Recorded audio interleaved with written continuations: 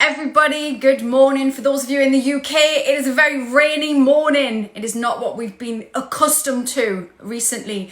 Today, I am chatting to the wonderful Nicky Raby. Nicky is a business coach, a life coach. She is a TV actress, and we met, well, we'll talk about where we met actually, probably in a second when she comes on live. But we are going to be talking about something we were talking about yesterday, which is all about how to grow and live authentically, which sounds like just words. We will make it make sense, and I'm just going to let Nicky in right now. View request, and I will go live. Nicky Raby.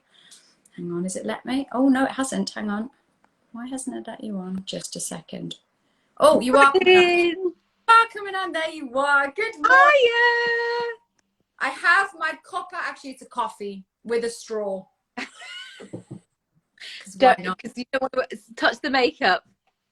It started, the straw thing started because I wanted to keep my teeth white, and then just became a thing like years ago. And now people are like, why do you drink your coffee through a straw? And I'm like, Because I'm changing the world, kids, and I'm doing my own thing. So yeah, that's why. Exactly. Nicky, tell people, I just introduced you, but new people have sat in, so tell people who you are. I feel like it's like a dating show. Who are you and where do you come from? Well, hello. Hi everyone. How you doing? Oh, it's so nice to have a Friday chat. So yeah, I do lots of things like you. I'm an actor by trade, I guess, if it is a trade. I'm a personal branding coach. I'm a writer, a speaker, a podcaster. I've got two small kids, and all the other things, like I'm a mum and a sister and a pal and a somebody who stupidly signed up to sell cakes at the school because and this is the thing, like there was the option of baking the cakes or selling them, and I was like, I could do it, but I'm not going to because I don't have time, but I do have time to sell. This school admin is another story, but anyway, that's not what we're here. You think that I just avoid it. I've very honestly and openly set the bar very low with the school. Good. I'm all those that don't know, a mom as well for two girls, and I've set the bar low so that they assume that I won't be getting involved, and I just act dazed and confused, and it seems to have worked to me. I mean, one of them's in year 5, so we've got this far. This has happened. So Nicky, for those that are sitting in now, Nicky and I met auditioning against each other, I think the first time, wouldn't it? Like 20 years ago, like a long time ago. Like, this is not like a new Instagram, like, oh my god, she's a mum and I'm a mum as well. Like, this is a long relationship. I can't remember what the show was, but it was probably something like Bad Girls or Footballers' Wives or something like that, wasn't it? And so for those that don't know, when you're an actor, you kind of get put into like types of, you are this type of person. Yeah. And Nicky and I definitely sort of always, when we were, well, we've probably all aged a little bit now, but we always played younger than our years, didn't we? And we're, Northern Oiks is kind of what we were kind of the bracket of, like, rough Northern kids was kind of our type, wasn't it, at the time? And so we would kind of meet at auditions and just be like sat in the wait. And I guess normally you should be like competitive with each other, but like we just got on. So we were like, hey. And that's always been like, that's why we've both worked so much, because we've always been like, do you need are you all right? Do you want me to read with you? Because I always work on that like you do as well, that abundance mindset. Like, if it's not yours, you'd rather it go to a pal. And if you can help each other out, then just be a good person, don't be a wally, because it's like, that's how I want to show up, as being part of a team. So yeah, there definitely have been moments on the opposite of being in auditions. And I remember quite a famous actor, I was like, I think we were playing sisters or best friends, and I said, oh, shall we read? And she looked at me like, I don't know you and you're not famous, so I don't know if we can. I think we should do at some point, I think people would, I mean, it's not really how we work now, but I think at some point we should do like a little actor chat of what really goes on behind the scenes, stories for days. And the strange thing was, then Nicky went on to then become a life coach. That was kind of the first step. And I remember watching Nicky, and as actors, we do this stuff because we have to not lose our minds. So we do mindset work so we can just navigate that industry. And so when I saw Nicky doing it, it didn't to me seem weird because I was doing that stuff. It was just that Nicky branched out and made it her work first. Yeah. So it's ended up that we're in a place where we do similar sorts of things and crossover. And one of the things I love about Nicky is that well, I'm talking as if like you're not here. What about you? The one thing I love about you, Nicky, is that similar to me, you've done lots of stuff and continue to do so, and haven't fallen into this story, and it is a story that you have to stick with one thing and just do that and niche down to the point of like boredom in my mind. Yeah. And you haven't done that either. So why haven't you done that? Tell us.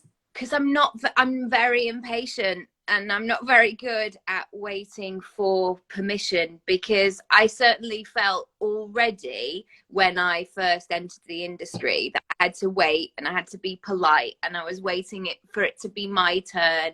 Yeah. And like, because you've got ginger hair, they probably won't like you, and because you haven't got reciprocation, like that's going to be out. So already I felt like I was forging this kind of like, I'll just sit nicely and wait for my turn. Yeah. But equally, that didn't like work well with my personality, because I was like, I'm not somebody who just sits in bed and waits for the phone to ring. So I'm going to have to find a way to do that. So that looked like me getting a job in Miss Selfridge and getting promoted 5 times in 4 months, because I was like, we need to get these clothes off the floor. Come on, let's go. Let's do it. Yeah. There's shoplifting over here and like stealing a coat. Like, what is happening here? Did you chase anyone down? Did you ever chase anyone that was a shoplifter? I feel like I could imagine you doing that. But I did have some woman like who would obviously like cut up at the back of a coat, and she was like, it's faulty. I was like, I don't think it is. I think you've cut it. So but so many stories. But yeah, I think I very quickly was like, Steven Spielberg doesn't have my landline. That was something that kept coming back.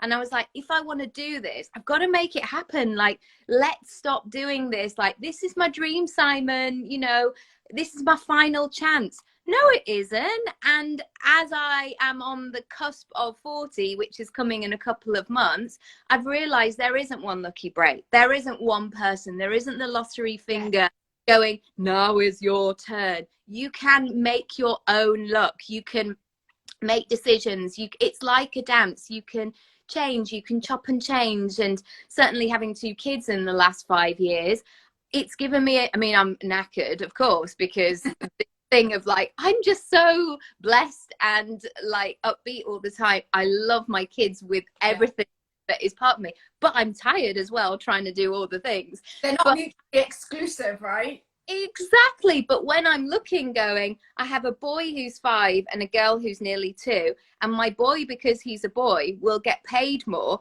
I'm like, okay, ambitious. We need to just think about this. So bizarrely, even though when you become a mum or you become in your 30s, 40s, you know, basically they're sort of ushering you towards the scrap heap, I'm going, no, let's actually work on all this experience that we've had over the years and get excited again. And the 2 things that I just wrote down that you, because I did say to you I was going to write stuff down, because that's what I do. Write my little notes down in my corner. The 2 things I just wrote down, the first word that you said was permission. And that is so important. And so many of us, and so many of you that might be listening, are not giving yourself permission, and you're waiting for somebody else. That you just said there, you're waiting for the Simon Cowell of your world, the Steven Spielberg of your world to give you the key. They're not coming. Like, we have to do this. And as well, that, you know, that feeling of I love that there's not one lucky break. If you think about your career, and I know the same with mine as well, there's been many peaks and troughs, and it has been so messy.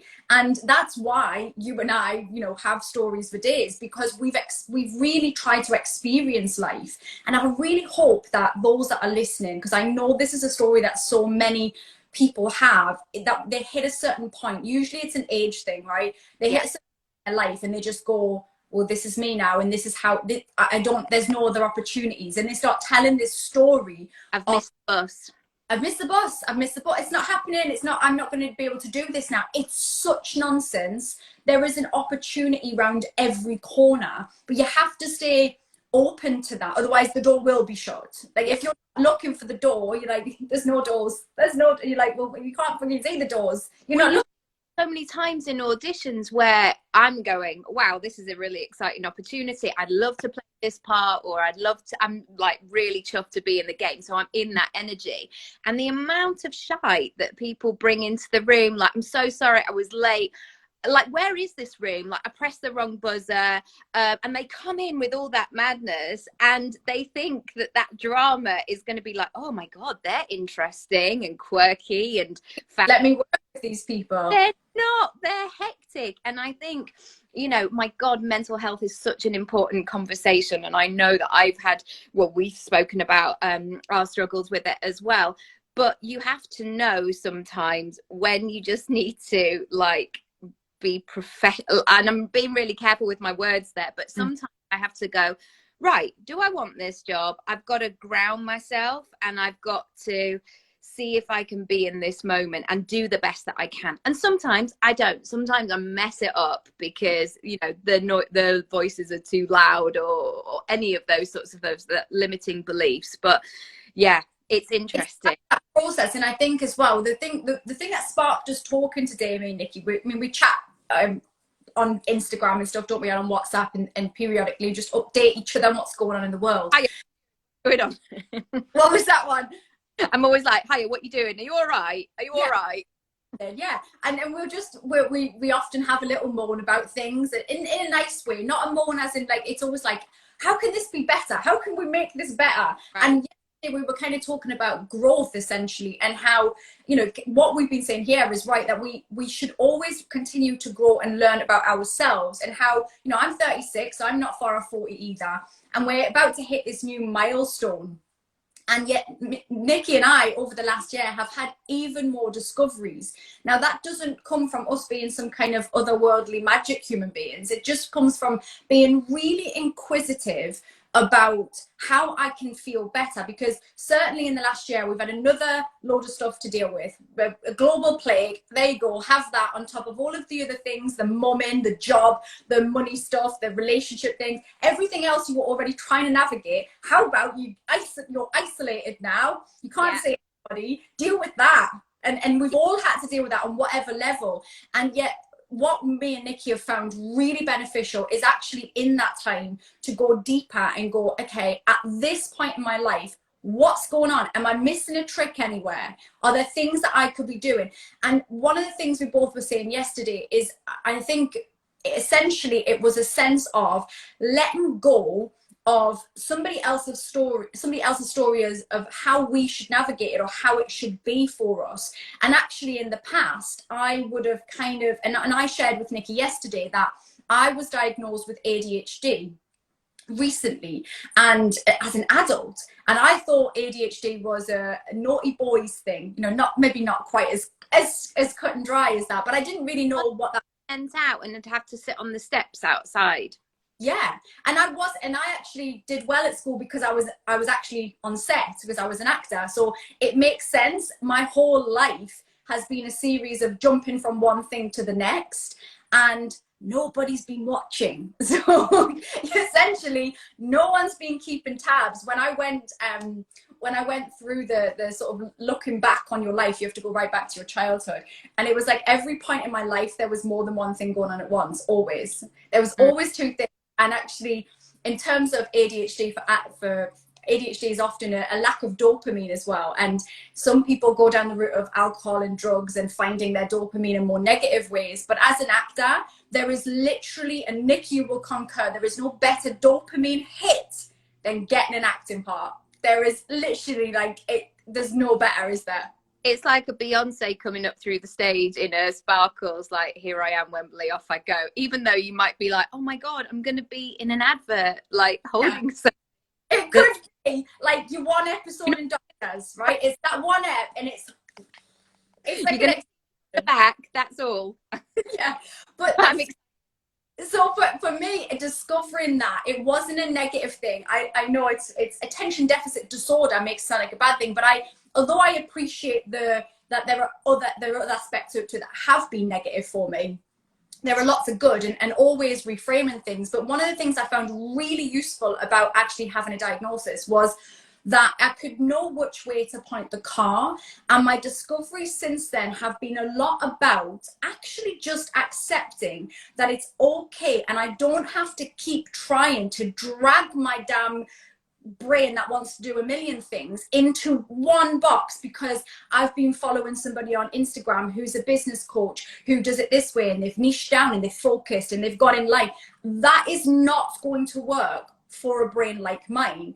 And Nikki, share what you were saying yesterday about your feeling of when you're going through the tough stuff, because I thought that was really a good thing. The physical side of things was really helpful. Yeah, when I'm going through tough stuff, I need to move, and I've discovered about myself that I process stuff by moving. So I need to factor that into my, if I'm doing the 40-hour a week or whatever, not that I work in that way particularly, when I am factoring that in, I need to factor staring at the wall time. I need to factor like cleaning my kitchen, or having a bath, going on a walk, going on a run. And those things used to be like, things like exercise used to be, oh, you know, do this step aerobics 3 times a week because then you can have your chip butty, but don't tell anybody. All that like awful 90s type thing, like, come on love, we don't need to go to that thing. That was all that stuff. And I now realize that that's what I need to do. And so no wonder if I had to sit at, I mean, if I had to sit at a desk for 8 hours a week, 8 hours a day, 5 days a week, I would be that annoying person wandering around the office going, what are you doing? Do you want a drink? What's like, we having lunch? What are you doing? What's going on?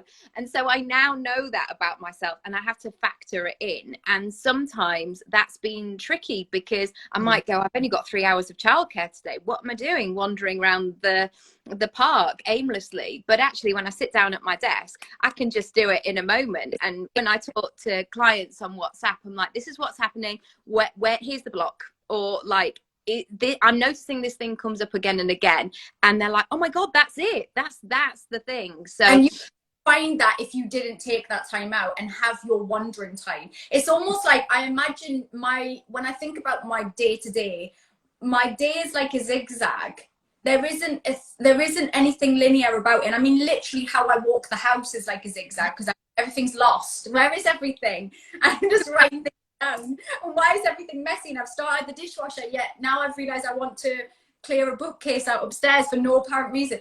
Like it's very, very up and down. And I think in the past there was a lot of shame around that. Why can't you just get together? Why can't you do that? Why can't you just go to the gym? Why is your house a mess? Why? And there was so much shame and internal shame around it, that even though I was doing the work, and this is, I mean, I'm talking up until the last year, there was especially in the last year, because then there's a global pandemic and I'm on my own as a mom with 2 kids, locked in the house, trying to do, you know, initially doing very well because, you know, kicking into place, let's do this, schedule, doing my lives, doing stuff, showing up, loving it, kind of adrenaline, a bit of dopamine there, chucked into the mix, bit exciting. But third lockdown down, there's just, why is my house, I'm so tired, why is my house a mess? Why can't I just get that motivation, that we, you know, the motivation that we're constantly chasing? And I think being able to see that in ourselves and noticing that it's all just the permission, it goes back to that permission and understanding that, okay, so you heard one person's version of what could make you feel happy or make your business a success or make your life a success is one way, and you saw it and it just didn't fit. There might just be a reason why it doesn't fit. Maybe you just don't work that way. And listening to yourself and going, just like Nikki's just said, you know, I need to have half an hour's work, but then I need to get out the house for half an hour. That's better for me. It's okay. That's what you need. Yeah, and there's a thing that we mentioned earlier about growth and healing and realizing and understanding yourself. People talk about that on the internet like it's some kind of rising goddess moment where they come out through the water, that it's glossy, it's shiny, And I was saying this in an interview the other day. I look like that person on the Alton Towers picture where people go, "Oh my God, have you seen that? And that woman's not going to buy that photo. Have you seen this? Oh my God." Oh, where people have that. Yeah. That's what my healing feels like. It feels uncomfortable. It feels sicky. It feels grim and gross and all of things. I also had a client the other day who was struggling with one particular point in her business, and she used to be a teacher, and I said, but usually in June you're winding down, we're in the final half term. So I was like, this is really good data to understand, because then you might need to structure your year differently. So there's so many things that are going on. And also this thing about working around your children. I work around my children because I have children, but I don't work when they're in the room, because that doesn't work for my brain. I can't, and I just end up putting them in front of the TV. That's not brilliant parenting for me personally either. So my life needs to be much more separate in that way. Yeah, that makes sense. And I think often, you know, you're right, when it comes to having children in a business or working and children, it is much more challenging, and we don't always see that reflected in an honest way. You know, I'm very, very lucky that I now have my garden office here, and I'm able to get, I do my commute from the house and make a big deal out of it. And but it still doesn't necessarily always work for the children. If they're in the house and I have to come and be in here for a minute to do something or whatever, I will often have them dancing at the thing in front of me, trying to get my attention. You know, like, no, I did see you. Honestly, I do BBC Radio every Monday, and they know it, but because it's been regular, they've lost the kind of respect of what that means. So now they're like, "Mom, can I have some sweets?" when I'm on the radio, and I'm like, and honestly, my brain doesn't flow. Like, if you get me out of what's happening by distracting me, I've forgotten what I'm talking about now. That is so so working around your kids, it doesn't look pretty. And this growth that we're talking about, it's, as Nick said, it's messy. And I know we have the kind of extremes on social media where you have people that post pictures of their sad, teary face, right? No judgment on that. I get why people do it. Yeah. But equally, there is part of me that's going, like, I think there's a middle area of that, because when somebody's got the foresight to take a photograph during that time, it might be, but it might not be their worst times. It might not be, because it's still a kind of curated version of what it looks like, you know. And again, no judgment, because I'm, you know, you and I are both very, you know, we're actors, so we probably have taken photos of our tears in times, because that's what actors do. Yeah, but I've got to do it on this line. Yeah, I get that, but I also, and I get the need when people show those things, because it's also an element of reaching out, and so there's no judgment in what I'm saying here, but what I'm saying is there's a middle ground to that. There's the bit when you shout at your kids too much because you feel bad, and then you do something wrong, and it's messy, and you know something's going on for you, and you do something wrong. You shout at your partner or your friend, or you do you cry into your pillow about the fact you forgot to get milk. Like, there's the messy middle ground that we don't necessarily see on social media, because we either see perfectly curated, or we see quite extremes where we're like, oh, I wouldn't be doing that either. And we don't see this bit in the middle, which is most of our life. Like, most of us experience some days of joy and happiness, or some moments, and then some parts of the day where we're like, why am I just an asshole today? Like, why who is this? Yeah. And as you grow as well, it's almost like creating what those new boundaries are like. And so sometimes that's awkward conversations with somebody of, you know, I had to have it recently with somebody very close in my life, where I had to say, please don't say that, because when you say that, even though you think it's funny, it really hurts me. And there are so many other things that you could have said in that moment, and you chose to say that, and that undermined. And yeah, I mean, I went for it in a very calm. I was like, it really undermines what I'm trying to do, and it's not true. That was I think that was the ragey thing. I was like, it's not true. So why are we doing this silliness? And also as well, sometimes as you're going through a moment, people are readjusting around you, going, oh, well, I thought this was okay. Now oh gosh, I'm not quite sure. Or you trigger something else in somebody else. yeah, it's really tricky. It's really tricky to navigate. You know, as we're talking about this growth, boundaries are absolutely essential to your growth, because you learn something new about yourself, and then you understand, actually this is what I need. And you know, even as a parent as well, you know, I'm navigating this with my children at the moment, in that when I'm in, and this is for all of us as parents, we sometimes want to time out our children when actually it's us that needs the time out. Yeah. Probably more than our children. Good. Yeah, we've been trying to put in place, like, I need time out sometimes where I can't process what you're saying. If everybody's screaming, I can't concentrate. I'm going to have like a sensory overload, and I'm not going to be my best self. So we've been putting new boundaries, which are at the moment not always working well, because they want to be around me, because if they see me stressed out, they want to be around me because it feels unnerving. So when I'm asking for 5 minutes, girls, to step out, that's a new boundary. And that could be, I mean, I'm talking about kids, but it could be for your friends, for your family. This is where I'm at right now. I do it in this way now. And that initial stage when you're going through this, and Nikki will know this as well, that any client that I work with, when they're going through that initial stage of growth and learning, there's always pushback from around them, because, and it's not because the people around them are bad people or you should cut them out your life.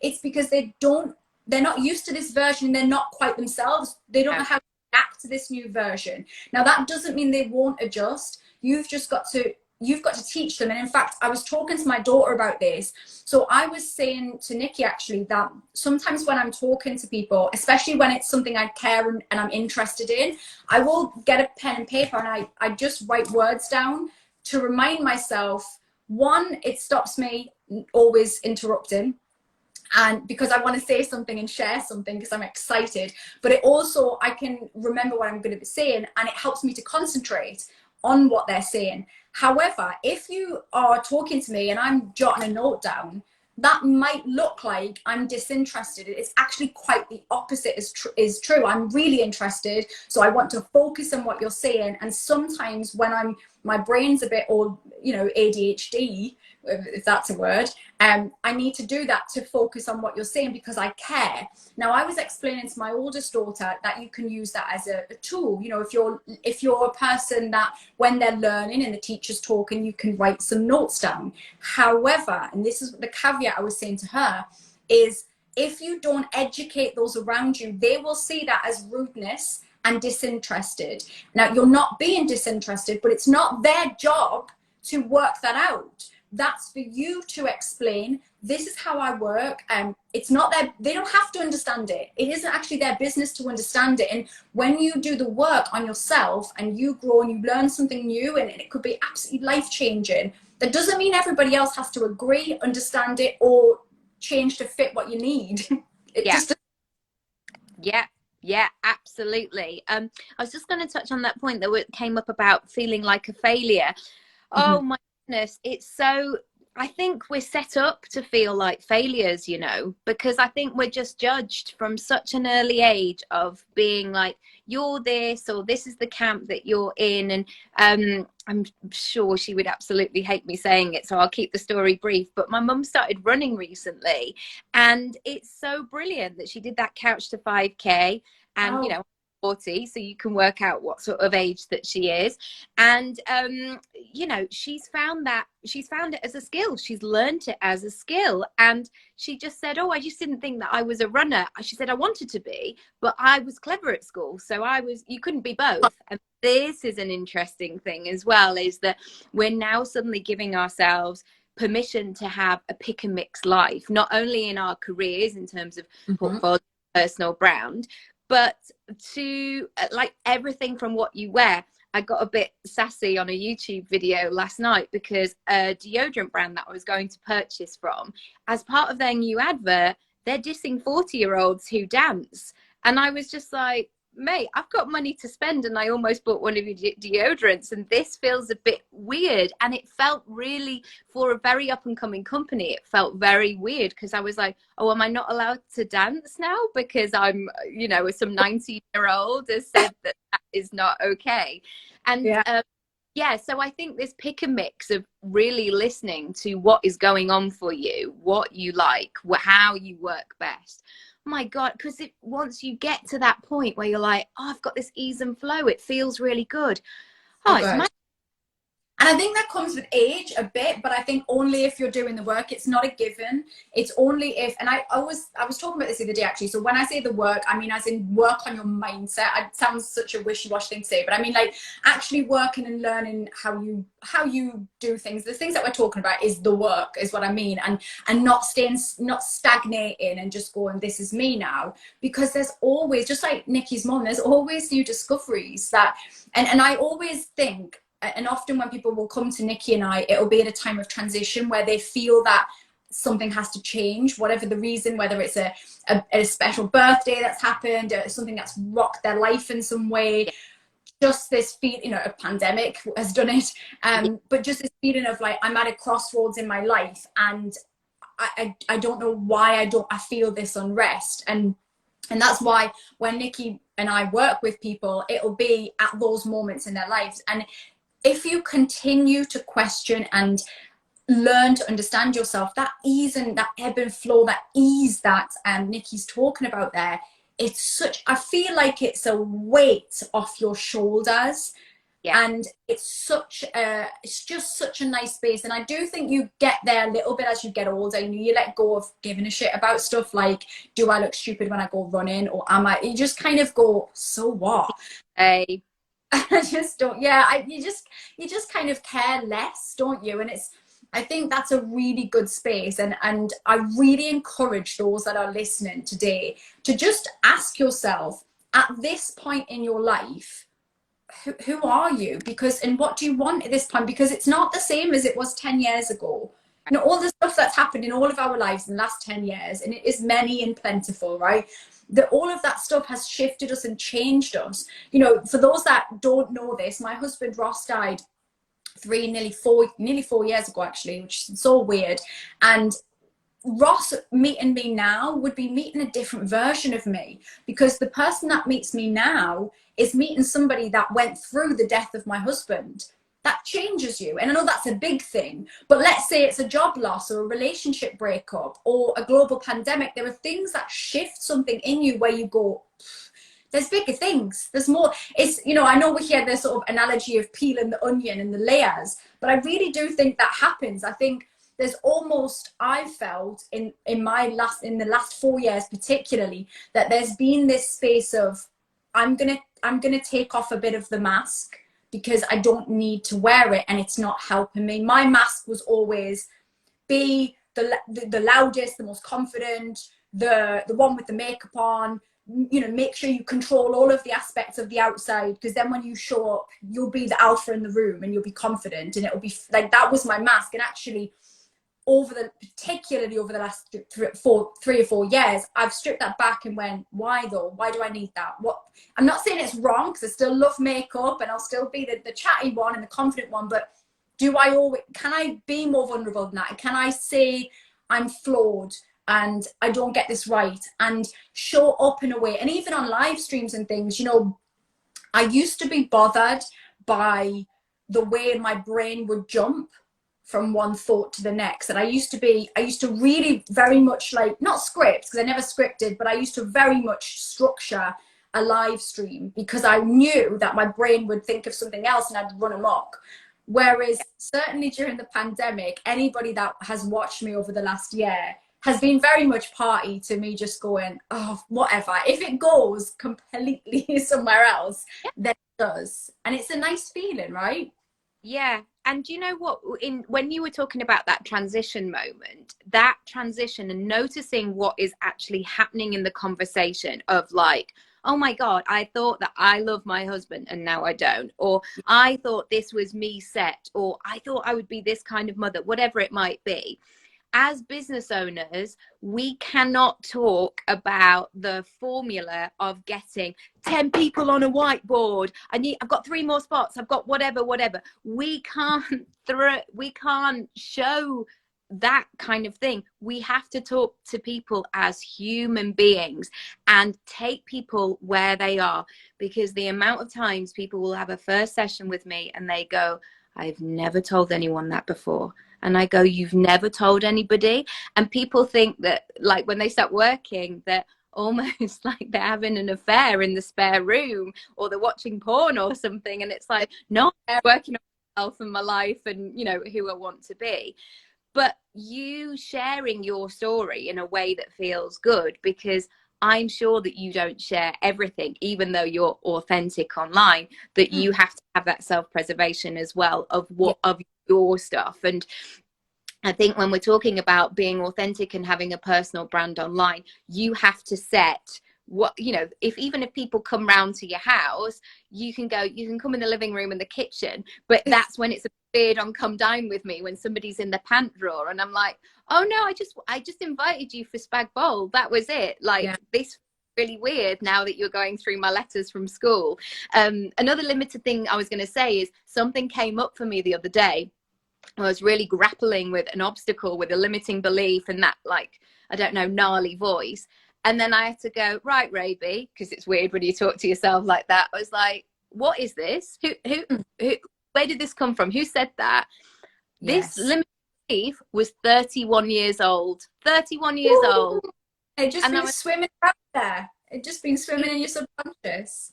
It's like an old, like, plastic wrapper when you're in the sea, and you're just like, what is that? Get rid of it. And I had to have a sassy word with myself, like, this is not useful. Important. And you know, just what you said there, thank you for the lovely comments. I am sort of seeing them, but they're just going quick and I can't, but thank you. A couple of people just said that they enjoyed my lives during the pandemic, and we're happy that my brain was all over, so that's good, you see. And I do genuinely mean that when you show up for yourself in that way, and you just let go of the pressures that we put on ourselves to show up in a perfect way, whatever the fuck that means, when we let go of that, it just feels easier and you attract the right people to you. You know, I remember years ago, well, not years and years ago, but a few years back, I was touring the Happy Me project, and I was in Newcastle, and it was one of the earlier ones that I'd done. And my mum said to me, because she had done some kind of workshops and stuff in the past, and she said, you need to have water bottles for everybody. And I was like, I haven't got water bottles. And she was like, well, like, really judgy about it, right? And I was like, listen, people don't come to me for me to dish them out water. And I, just like I mentioned at the very beginning of this live about setting the bar low at the school, and this is not about setting the bar low, it's about being honest about my flaws and my mistakes and just what I care more about. And so I know that when people came to my workshop, they didn't go, oh, she didn't bring water.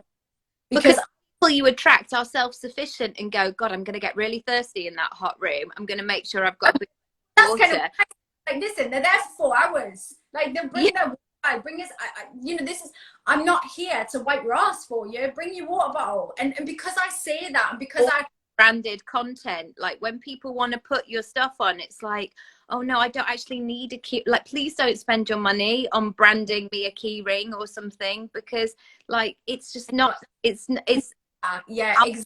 Words. I don't need them on a key ring.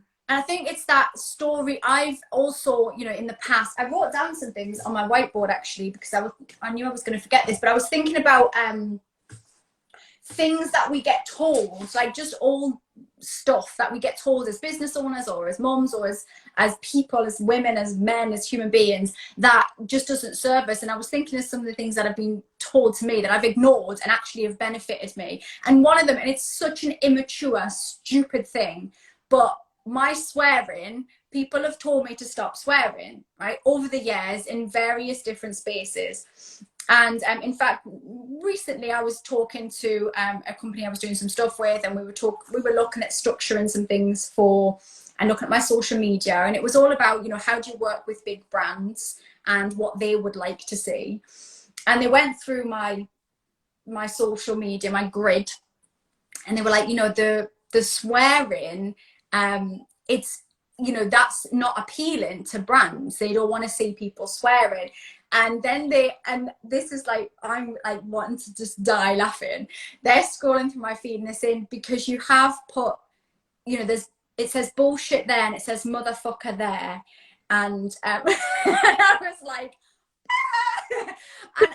Like that one was my favorite. Like the way that I use bullshit there, like it was so good. And I know that swear, I mean, I talk about this a lot because it gets brought up with me a lot. And I know it's such an immature, nothing thing, but actually, I use it as a barometer of whether this is my room. If I walk into a room and say fuck and that room recoils, it's not my room. It's okay. I'm not judging. If my swearing, in fact, a lovely lady, and I forget her name now, I want to say it's Anita, but I might be wrong. On my Facebook, I think about 5 years ago, somebody commented, you would be better if you didn't swear, or something like that. And I don't get that a lot because my audience just goes with it and they know they do it in the comfort of their own home, even if they don't do it in public, and that's fine. And she commented, and I must have just joked with her back. Now, I noticed that that lady, I'm sure it's Anita, has stayed with me for 5 years. And she mentioned it not long ago. I was that person that told you to start swearing. And she obviously laughs about it now and probably has shifted and changed and grown and recognized it's not the important thing here. Like, it's not what's important. And I think I used to get told a lot, you know, that things like I don't look like a businesswoman. I don't, you know, all of those. And I'm sure you've had exactly the same. That's not what a businesswoman looks like. They have more than one thing. People go, gosh, you're so confusing. Oof, I just don't know what to do with you. And it's like, you don't have to do anything with me actually, because I'm really comfortable in who I am and what I'm doing and how I'm making things easy. Because I know that we've joked a lot about, like, I never want to just feel like I'm looking forward to a bank holiday, like to go sofa shopping. Like if I get myself in a situation where I'm dreading Mondays and I'm looking forward to a Wednesday because I get to have a special biscuit, I'm sorry, like there's just more to life. And if I want to have a special biscuit, I might have it on a Monday morning, you know. After this, I can't promise that one. Now thinking of special biscuit. Yeah, it's just, oh gosh, there's so much to say, because it's just, now is the time, basically, if people are waiting for that perfect time. So I would you, like, when we talk about mindset, working on yourself, what's the first step that you would recommend for somebody? So my first step would be, well, firstly, recognizing that you are at a transition. So if you're on, you may well be, if you follow me, you follow Nikki, you may well have been watching in the background for a bit and going, oh, this seems, I feel like I don't feel quite right, but you know, it sometimes feels like a big jump, in which case I would look at what are the avenues you can, and it might just be the avenues for you might be coming on a live like this at first, and getting out. I'm a big fan of the pen and paper, getting out your pen and paper and just writing down, who am I in this moment? What words come up for you? What we talk a lot about values, and I really go back to values a lot because values are so important. In values to me, and I've explained this before on live, but values are the ingredients that you need to feel happy. So over the last year, if you felt lots of unrest, there's probably ingredients you've been missing. Maybe connection to other human beings, right? Or adventure. Spontaneity has been a big one for me, that I didn't really recognize how important spontaneity is for me, to be able to just go out and go and do something. These values, once you know what they are, you can have a much great, and at this point in your life, by the way, you'll have even if you've ever done this exercise before, do it again, because you might need to revisit this. So I think starting at going, if there was a big soup and I was making this is my life soup, or I love the analogy. Come on. Yeah, great. Right? What's the seasoning? These are the ingredients that we need in our big life stew for it to taste good. Because if you've missed out the salt and you really need salt in your stew, the stew's going to take, this is going too far with this metaphor now, but your life's not going to feel right. And every time, you know, and Nikki, you'll know this well, when you sit down and you do a values exercise with a client, you work out, who are you, what do you want, you know, what's the ingredients, what do you need? Often they haven't recognized what it is that they need, because we don't ask ourselves. Often we just go down a route. We've never asked, we never realized we had a choice. We just thought we had to go and do that job and do that thing and marry that person and get in line. We thought we had to do that. So we've never asked. And then the next thing is, then they go, okay, well, I just don't know how to get that in my life. I don't know. They don't give themselves permission, going back to the permission to go, what's really, so my top value was freedom. and it goes back to everything that we say. I need to feel free. As soon as you cage me, as soon as I feel that there's a rule in place that somebody else, I'm want to kick out. Brittany, she's just like, come on, like Unleashed is the pop star once again. Absolutely. So that would be my first point, would be recognizing that you actually are in a transition and something can be done. Then get your pen and paper out, look at what it is that you, and you don't have to have the map, you don't have to have the full idea of how you get there or anything like that, but just tuning in and going, okay, what is it I need in my life? What do I need more of, and what am I missing and lacking? Yeah. What would be yours, Nikki? I've got like a third step to that, which is turn up the brightness. And I talk about this dial all the time. And sometimes it's like turning up the noise, and then you have to turn it down. But feeling like you can be some kind of wizard, like operating the room. No, I don't necessarily mean that. But sometimes you have to turn up the brightness on something so it actually hurts your eyes. And you have that moment where you're like, all right, I need to look at this. This is coming up again and again and again. I've got to turn the point where you almost reach that point where you have a big ugly cry and you slide down your kitchen cupboards and lay on the floor and you go, I mean, I've had so many of those over the years, but something good comes from the other side, because you have to almost let it out. And I always end up on the floor for some reason. So I get to that point where I actually physically, again, going back to that processing thing, I have to physically get up, move, like, all right, brush yourself down. Take care of yourself. What is going on? Check in. What do you need? And what do you need? And going back to how we would, if you have children or children in your life, it's going back to those gentle toddler needs that you have, of like, how can I make this better for you? I do it with my kids all the time. Do you need a bit of telly time? Do you need should we have a cuddle? Do you want to go to the park tomorrow? Should we go to a new park tomorrow? It's all those things of just taking care of yourself, but allowing yourself to turn up that brightness, because when you do, sometimes you go, oh my god, nothing is what I ever thought it was going to be, and now this feels overwhelming. Because also in this, as a sort of on the flip side, we see transformations all the time, the clickbaity, like I was homeless and now I have a 7-figure business. I in my kitchen making over, and I phoned a TV company and they've made it over in 60 minutes. Like sometimes it takes me 60 minutes to make my lunch. Like it's just like, what?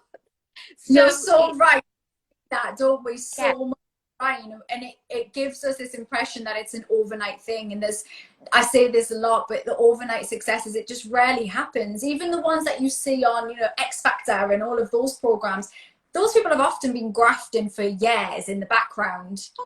They have, of course they have. And I know that suddenly if I got, I don't know, a job on the Crown, they're like, oh my god, she's an unknown, where's she come from? I was like, well, kind of.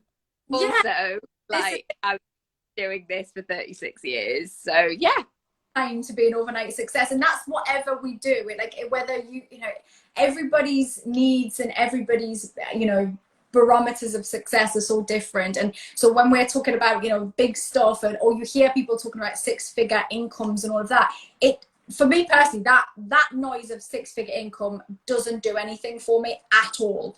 I'm shit at maths. I don't even know what that equates to. Like I don't, and in my head I'm like, well, I don't know what that means every day. I need to break everything down into its smallest component part, stomach it and go, oh okay, so that means I mean literally it would be better for me if somebody said that's 10 packets of biscuits for this, right? Like I need to know it in what it, and actually that's a better way of looking at that kind of stuff when it comes to monetary stuff, because often people just spout out numbers. And when you go, so why do you want that? Why? What do you want it for? What does it mean? So you'll never get it, because it doesn't matter. It doesn't mean anything, does it? Totally. And I had that when just before I had my daughter, when I was working out figures and things like that. Like I accepted a job and something that I did, and I went, brilliant, that will pay my bills for the month and I won't have to worry about it. So when she was, whatever month it was after she was born, I was like, great, that will pay for that. So sometimes that like jazzy, you know, first class travel, all of that kind of internet stuff. I mean, the thought of taking two small children on a first class travel at this stage is not appealing in any shape of, I mean, I'd go to Bali first class just for a bit of quiet time, to be honest. It might be like 10 grand you ever spend. Like, I had a lovely sleep, some really nice food. I watched 4 box sets, but I think it is that as well. Sometimes feeding your family, not having to worry about money, being able to take the afternoon off so you can take your kids somewhere. You know, I took my son to the opticians the other day because they're not doing eye tests at school, and I was so happy that I could have that 2 hours, because I sensed he was actually absolutely fine. I thought he might be nervous. So I made it into this whole I was so irritating, I'm sure, in the opticians. I was like, look at these glasses. They're so fantastic. What's that machine doing? Oh, wow. And I was just like, oh, God, I need to calm down. But I'm glad that I had that time, because those things, that was important. That's why you're making the money. And I think that's really important for people to recognize, because it's so easy to get kind of distracted by the glossiness of online chat, of all of that stuff, and especially if you're creating a business. I know there'll be some people that are watching. I know I can see who else have we got on? I think somebody was on before as well. That was business owners are on. And when you're looking at other people, it's so easy to get caught up in that and forget that, how does that equate to your actual life? Yeah.